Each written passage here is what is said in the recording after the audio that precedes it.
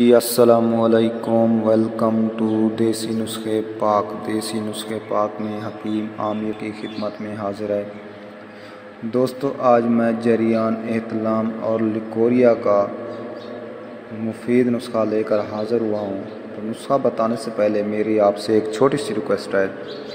जिन लोगों ने मेरे चैनल को अभी तक सब्सक्राइब नहीं किया तो प्लीज़ मेरे चैनल को ज़रूर सब्सक्राइब करें ताकि आपको मेरी आने वाली नई वीडियोज़ मिलती रहें।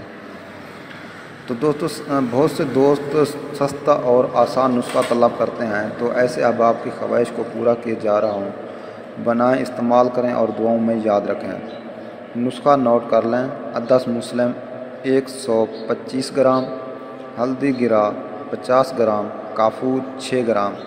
अद्वियात को सफ़ू करके परचा बीज कर लें और सबसे आखिर में काफूर शामिल करके यकजान कर लें। आपकी दवा तैयार है। बस आप अपनी आसानी के लिए नखूदी गोलियां भी तैयार कर सकते हैं। खुराक: एक गोली सुबह, दोपहर, शाम, बाद ग़िज़ा हमरा पानी।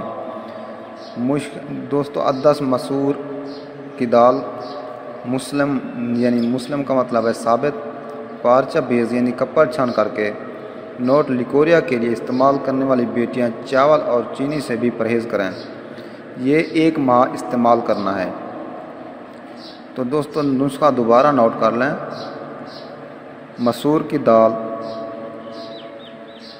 125 ग्राम, हल्दी गुरा 50 ग्राम, काफूर 6 ग्राम।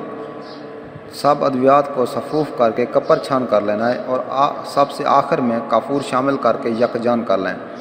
आपकी दवा तैयार है। बस आप अपनी आसानी के लिए नखूदी गोलियां भी तैयार कर सकते हैं। खुराक: 1 गोली सुबह, दोपहर, शाम, बाद ग़िज़ा हमरा पानी।